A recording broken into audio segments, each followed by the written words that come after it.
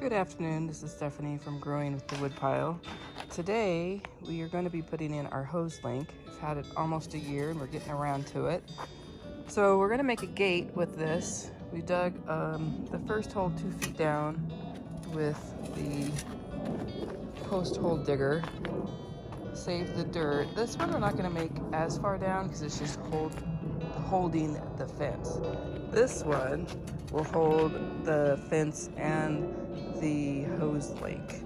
So again, we did 2 feet down in this one. We did 18 inches in that one because we bought a 8-foot long 4x4, which technically is only a 3.5 by 3.5. So that's the first stage. And then, so these are the 4x4 that we bought. We marked it up. This is 2 feet here that will go into the ground. Then this area will be the fence that ends here, and then this will be where the bracket, and we pre-drilled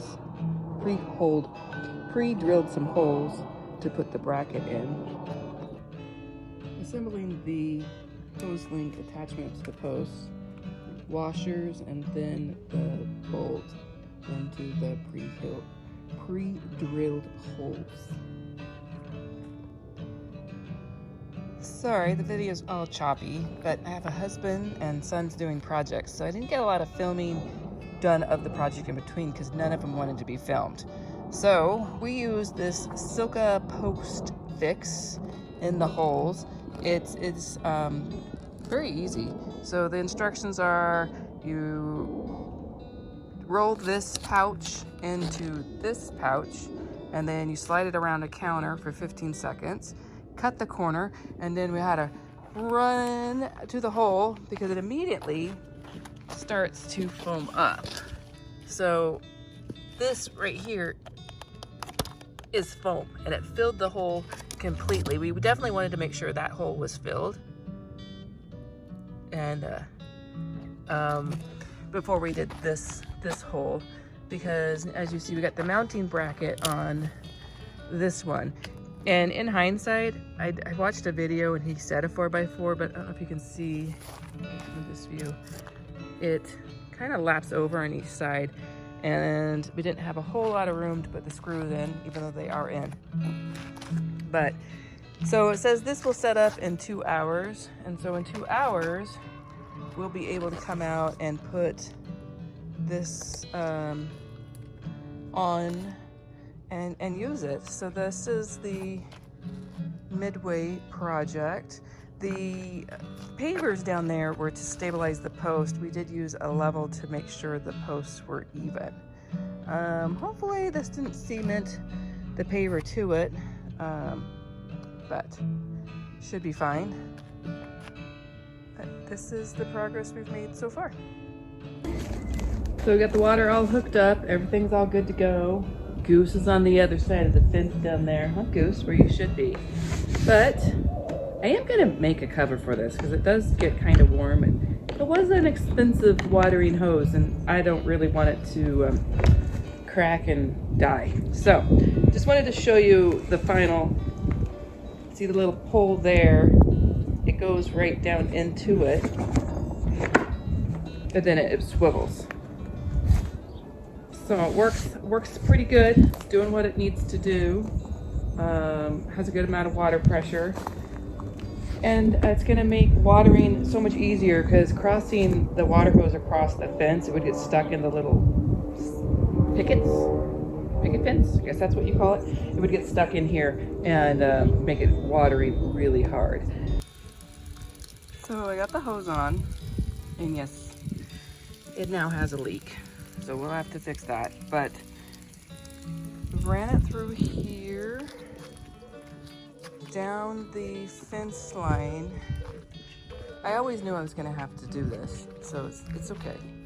The one thing I didn't take into account is crossing the threshold. We chose here, now kind of wishing I chose here, but it's okay. This is my first time turning it on.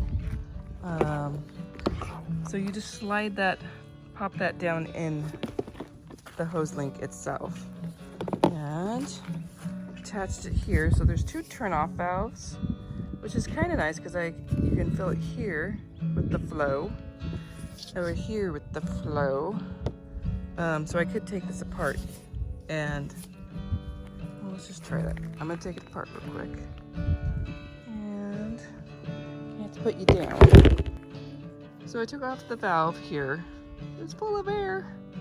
Made a big loud sound. So it's off here. And now I could come through here and fill up my green stalks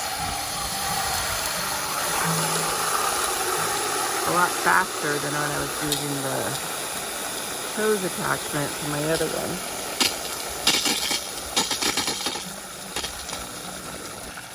You don't need to watch me doing this, but filling up the sad green stalks of plants that either have bolted or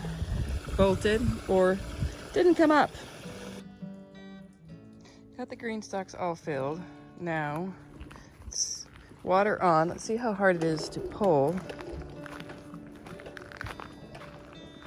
Not too bad. I mean, it does take some force, but I'm also using one arm. Now, does it? It does catch and stay, which I was concerned about. So it is a little much for one arm. Oh, we wanted to come over here to the strawberry bed. I have these alfalfa pellets down there that I wanted to kind of spray in. So, low. Let's have it on the shower. It's a nice shower. It's not too hard. Like it's wilting over there. I'm gonna have to start adjusting my water. It is getting hot. Oh, that one's wilting too. Good thing I got my Hoselink. It would have been harder to water. But overall, gonna keep it because I've had it for almost a year. Not that I can return it at this point, but either way, it's gonna extend my hose over here to make it a much easier time. But I'm gonna need both arms at this point to pull it over. Thank you for learning and growing with the Woodpile, where Mother's Day presents do get installed.